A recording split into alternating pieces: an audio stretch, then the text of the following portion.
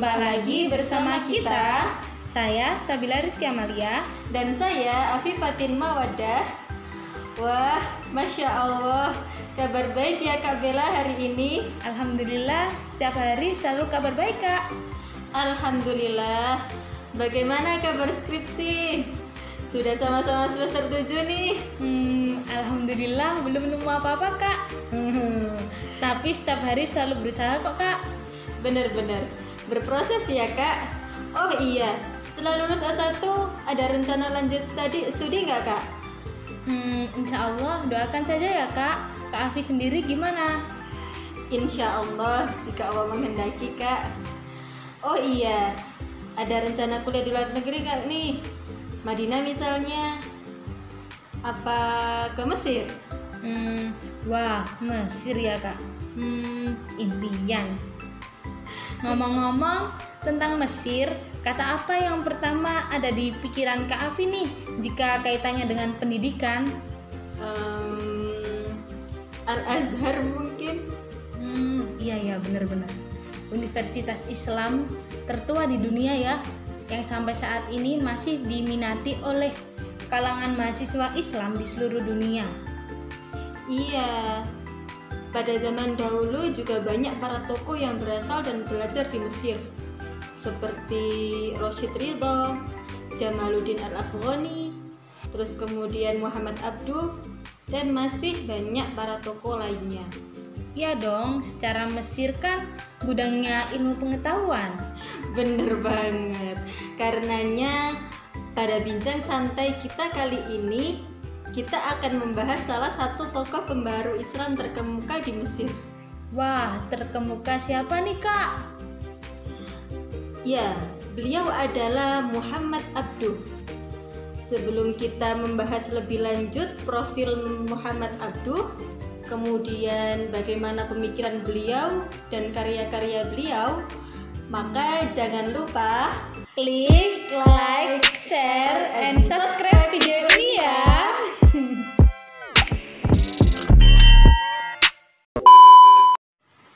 Biografi Muhammad Abduh. Nama lengkap Muhammad Abduh adalah Muhammad bin Abduh bin Hasan Khairullah. Beliau dilahirkan dari keluarga petani pada tahun 1849 Masehi, dan beliau itu meninggal sekitar umur 55, kalau nggak salah 56 tahunan lah, pada tanggal 11 Juli tahun 1905 di Iskandaria. Nah, nama ayah Muhammad Abduh ini bernama Abduh bin Hasan Khairullah. Ayahnya ini mempunyai silsilah keturunan dengan bangsa Turki. Nah, sedangkan nama ibundanya yaitu Junainah. Beliau berasal dari bangsa Arab dan dia berasal dari silsilah keturunannya sampai ke Umar bin Khattab, yaitu khalifah kedua. Dan Muhammad Abduh ini pernah belajar di Universitas Al-Azhar Kairo, dan dia itu mempelajari tentang filsafat dan logika. Dan ternyata Muhammad Abduh ini murid dari Jamaluddin Al-Afghani, seorang filsuf dan pembaharu yang mengusung gerakan pan-islamisme untuk menentang penjajahan Eropa di negara-negara Asia dan Afrika. Walaupun beliau berasal dari keluarga petani, akan tetapi sejak kecil Muhammad Abduh ini sudah disuruh belajar menulis dan membaca di kampungnya, dengan harapan ketika besarnya ayahnya itu akan menyerahkan Muhammad Abduh kepada seorang guru yang hafid Al-Quran untuk dilatih menghafal Al-Quran. Wah, orang tua yang hebat ya Kak. Walaupun berprofesi sebagai petani, akan tetapi tidak mau jika anaknya menjadi seorang petani juga. Oh iya, saya juga pernah membaca buku terkait pendidikan Muhammad Abduh kok Kak. Beliau pada usia 12 tahun sudah hafal Al-Quran loh. Wah, keren banget ya Kak. Iya, berkat orang tuanya yang sangat perhatian terhadap pendidikan beliau. Oleh karena itu, sekitar tahun 1862 Masehi dan pada usianya yang ke-13 tahun, Muhammad Abduh ini dikirim oleh ayahnya untuk melanjutkan pendidikannya di sebuah sekolah, Kak. Di sebuah sekolah agama, tepatnya di Tanta, yaitu di Masjid Syekh Ahmadi, sekitar kurang lebih 80 km lah, Kak, dari Kairo, Mesir, menurut buku yang saya baca. Di sana, Abduh hanya belajar selama 1,5 tahun kalau nggak salah, Kak, dengan mempelajari bahasa Arab, terus kemudian nahwu, ada sorof, fikih, dan lain sebagainya. Namun disinilah beliau merasa tidak mengerti apa-apa tentang pengalaman belajarnya selama ini. Sampai-sampai Muhammad Abduh mengatakan seperti ini. Begini kata Muhammad Abduh, Kak. 1,5 tahun saya belajar di Masjid Syekh Ahmadi dengan tak mengerti suatu apapun. Ini adalah karena metodenya yang salah. Guru-guru mulai mengajak kita dengan menghafal istilah-istilah tentang nahwu atau fikih yang tak kita ketahui artinya. Guru-guru tak merasa penting apakah kita mengerti atau tidak mengerti arti-arti istilah itu.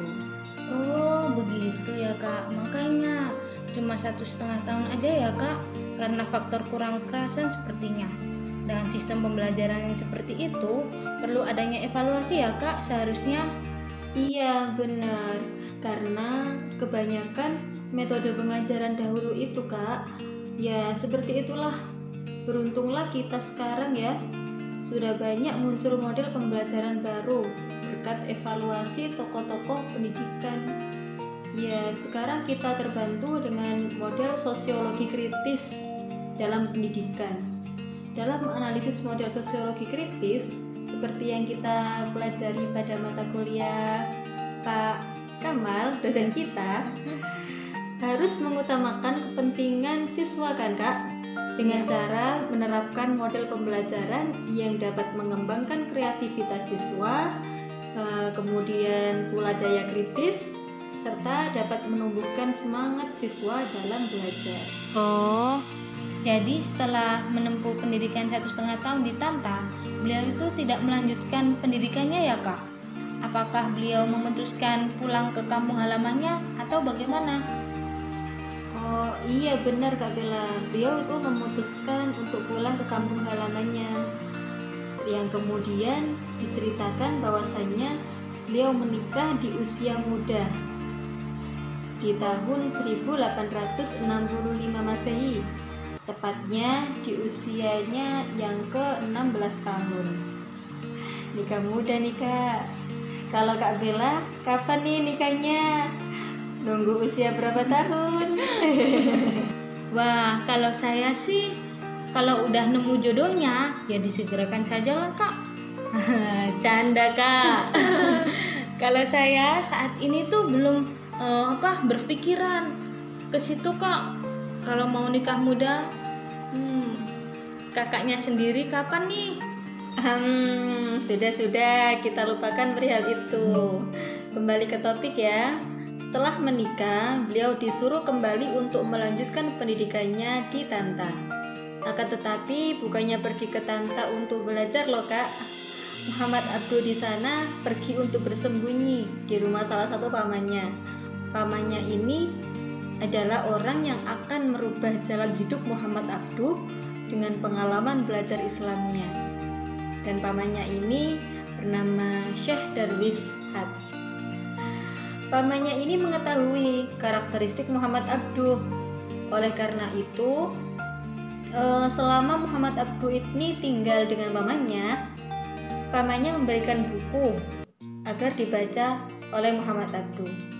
Setiap selesai membaca, dijelaskan sedikit tafsirannya oleh pamannya. Kemudian berangsur-angsur Muhammad Abduh cinta kepada buku-buku yang diberikan oleh pamannya. Dan selang beberapa bulan, beliau itu mau kembali belajar ke Masjid Syekh Ahmadi. Setelah selesai belajar di sana, kemudian beliau kembali ke kampung halamannya. Kemudian pada tahun 1866 Masehi tepatnya, Muhammad Abduh kembali harus meninggalkan keluarga dan istrinya. Kasihan ya Kak istrinya. Untuk belajar ke Al-Azhar loh Kak, Kairo. Namun setelah Muhammad Abduh ini belajar di Kairo, maksudnya selama mengenyam pembelajaran di sana, Muhammad Abduh ini tidak cocok dengan sistem pengajaran yang ada di sana. Karena menurutnya tidak adanya penelitian dan tidak hanya perbandingan dan pertarjihan seperti itu. Oh iya Kak. Kemudian ketika belajar di Al-Azhar itu pada tahun 1871 Masehi kayaknya ya, Jamaluddin Al-Afghani ini datang ke Mesir dalam perjalanan ke Istanbul. Nah, pada usia ke-23 tahun, Muhammad Abduh ini untuk pertama kalinya berjumpa dengan gurunya, Jamaluddin Al-Afghani. Perjumpaan Muhammad Abduh dengan Jamaluddin Al-Afghani ini telah meninggalkan kesan yang baik dalam diri Muhammad Abduh. Nah, pada masa itu Muhammad Abduh telah mulai menulis artikel-artikel tentang pembaharuan di surat kabar Al-Arham di Kairo. Oh, jadi begitu ya Kak. Kemudian Muhammad Abduh ini dinyatakan lulus pada tahun 1877 Masehi dan mendapatkan gelar alim di Al-Azhar pada umur 28 tahun. Setelah itu, beliau menjadi murid setia Jamaluddin Al-Afghani. Kemudian banyak pergolakan sistem pemerintahan. Singkat cerita, Al-Afghani ini ditangkap dan diasingkan oleh pemerintah Mesir yang dia itu kolot pada waktu itu. Karena pemerintahan Mesir ini takut jika pengaruh Jamaluddin akan mempengaruhi mahasiswa di Al-Azhar. Muhammad Abduh sebagai muridnya juga sama-sama ikut diasingkan pula karena takut nanti Muhammad Abduh juga akan menyebarkan hal demikian seperti Jamaluddin Al-Afghani. Setelah pengasingannya, Muhammad Abduh kembali dipulangkan ke kampung halamannya. Kemudian dipanggillah lagi untuk mengajar di Al-Azhar Mesir. Kemudian beberapa tahun setelahnya terjadi pemberontakan yang kemudian Muhammad Abduh ini diasingkan kembali ke Beirut. Akan tetapi proses pengasingannya ini berbeda dengan proses pengasingan sebelumnya. Proses pengasingan yang sekarang ini Muhammad Abduh boleh untuk memilih tempat pengasingannya. Akhirnya Muhammad Abduh memilih untuk tinggal di Beirut untuk sementara waktu. Akan tetapi Muhammad Abduh ini tidak nyaman ketika tinggal di Beirut, Kak. Pada tahun 1884 Masehi, Muhammad Abduh ini mendapatkan surat dari Jamaluddin Al-Afghani.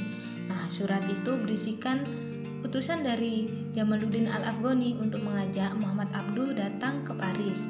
Karena pada saat itu Jamaluddin Al-Afghani ini sedang berada di Paris. Nah, setelah bersama Al-Afghani, Muhammad Abduh ini mendirikan organisasi dan menerbitkan surat kabar yang memiliki nama yang sama, yaitu Al-Urwat Al-Wuthqa. Singkat cerita, di tahun 1894 Masehi, Muhammad Abduh diangkat menjadi anggota Majelis A'la dari Al-Azhar. Sebagai anggota dari majelis ini, ia membawa perubahan dan perbaikan ke dalam tubuh Al-Azhar sebagai universitas. Pada tahun 1899 Masehi, Muhammad Abduh ini diangkat menjadi mufti besar Mesir. Ketika di posisi ini, ia mengusulkan berbagai perubahan sistem pengadilan agama dan melanjutkan perjuangannya memperbarui pendidikan, pengajaran, kesejahteraan guru, dan administrasi di Al-Azhar. Singkat cerita lagi, kemudian pada tanggal 3 Juni 1899 Masehi, beliau menjadi anggota Majelis Perwakilan Kedudukan Tinggi.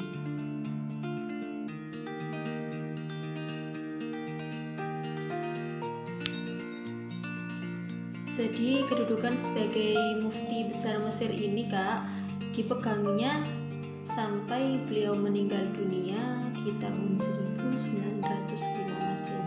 Innalillahi wa inna ilaihi raji'un. Begitu besar ya Kak jasanya bagi kemajuan Islam ya Kak? Iya. Jadi tadi kan kita sudah membahas panjang kali lebar nih terkait pendidikan Muhammad Abduh. Semasa hidup beliau bagaimana sih Kak pemikiran pembaharuan yang dilakukan Muhammad Abduh? Kok sampai-sampai beliau ini dijuluki sebagai salah satu tokoh termasyhur di Timur Tengah? Jadi begini Kak, Muhammad Abduh adalah seorang pelopor reformasi dan pembaharu dalam pemikiran Islam di Mesir. Dengan ide-idenya yang cemerlang, dapat meninggalkan dampak yang besar dalam tubuh pemikiran umat Islam. Dan beliau juga pendiri sekaligus peletak dasar-dasar sekolah pemikiran pada zaman modern dan juga menyebarkannya kepada masyarakat. Nah, berarti benar ya Kak bahwa corak pemikiran Muhammad Abduh itu bersifat modernis, reformis, dan konservatif. Iya benar Kak, karena pembaruan pemikiran yang dilakukan oleh Muhammad Abduh ini bukanlah hanya sebuah penolakan secara satu persatu atau secara global terhadap pemikiran-pemikiran yang telah ada. Nah, pembaruannya juga bukan hanya sebuah pemeliharaan terhadap pemikiran-pemikiran yang telah ada. Akan tetapi, pembaruan yang dilakukan beliau ini merupakan usaha untuk memperbaiki, mengembangkan, dan menjadikan intisari pemikiran-pemikiran yang telah ada agar sesuai dengan tuntunan zaman Kak. Oh, jadi bisa kita simpulkan ya Kak, inti dari pemikiran Muhammad Abduh itu membebaskan pikiran kita dari ikatan taklid dan kolot. Seperti itu ya Kak, kira-kira? Iya benar Kak. Kemudian Muhammad Abduh ini juga memperbaiki bahasa Arab dan susunan kata, baik dalam percakapan secara resmi atau dalam surat menyurat antar manusia. Kemudian pembaharuan di bidang politik ini dilakukannya di Majelis Syura sejak ia dipilih menjadi anggota majelis itu. Oh, jadi inti pembaharuannya itu ada di bidang bahasa, politik, akidah, dan tuntunan umum ya Kak? Iya Kak, akan tetapi di samping itu Muhammad Abduh ini mengemukakan kritik dan membangun sekali kalau inti dari seluruhnya adalah pendidikan Islam. Nah, beliau ini melihat bahwa rusaknya masyarakat Islam itu karena salahnya pendidikan. Wah, keren sekali ya Kak pemikiran Muhammad Abduh ini. Masih ada nggak ya kira-kira orang seperti ini di zaman sekarang yang selalu memikirkan kemajuan Islam dalam hidupnya, akan tetapi juga tidak radikal dalam gerakannya? Intinya membuka wacana seseorang bahwa Islam itu kompleks dalam mengatur seluruh lini kehidupan dari zaman dahulu sampai zaman yang akan datang. Kira-kira seperti itu. Yaps, betul sekali Kak Afi. Oh iya, dari pemikiran-pemikiran yang begitu Masya Allah dari Muhammad Abduh nih, tentunya banyak dong karya-karya yang dihasilkan oleh beliau semasa hidupnya. Betul banget, banyak banget Kak karya yang dihasilkan oleh Muhammad Abduh. Apa aja sih Kak karya-karya beliau itu? Yang pertama nih Kak, ada Risalah Al-Aridat yang pada tahun 1873 Masehi. Yang kedua ada Hasyiyah Syarah Al-Jalal Ad-Dawani Lil Aqaid Ad-Dududiyah tahun 1875 Masehi. Karya ini ditulis oleh Muhammad Abduh ketika usianya berusia 26 tahun. Isinya tentang aliran-aliran filsafat, ilmu kalam atau teologi, dan tasawuf, serta berisikan kritikan pendapat-pendapat yang salah. Kemudian risalah yang ketiga nih ya, ada risalah At-Tauhid. Karya ini berisikan tentang bidang teologi. Adapun karya yang keempat yaitu Syarah Nahjul Balaghah. Karya ini berisikan komentar menyangkut kumpulan-kumpulan pidato dan upacara Imam Ali bin Abi Thalib. Karya yang kelima yaitu menerjemahkan kitab karangan Jamaluddin Al-Afghani, yaitu guru besar beliau. Kitabnya adalah Ar-Ra'du Al-A'la Ad-Dahriyin dari bahasa Persia, yang mana karya ini berisikan bantahan terhadap orang yang tidak mempercayai wujud Tuhan itu ada. Kemudian adapun karya yang keenam adalah Syarah Muqammad Badi Al-Zaman Al-Hamazani. Karya ini berisikan tentang bahasa dan sastra Arab. Adapun karya yang terakhir yaitu karyanya yang termasyhur adalah Tafsir Al-Manar. Tidak asing ya Kak, Tafsir Al-Manar di telinga kita. Iya nih Kak. Karya ini berorientasi pada sastra budaya dan kemasyarakatan. Yang karyanya ini yaitu Tafsir Al-Manar sampai saat ini masih dijadikan rujukan. Wah, nggak terasa ya Kak, perbincangan kita terbatas oleh waktu. Padahal masih banyak loh Kak yang harus kita ulas dari sejarah kehidupan Muhammad Abduh ini, karena ceritanya itu sangat menarik. Iya nih Kak, sangat disayangkan ya. Semoga kita bisa menyambungnya di lain waktu ya Kak Bella. Oke, sekian dari kami. Wassalamualaikum warahmatullahi wabarakatuh.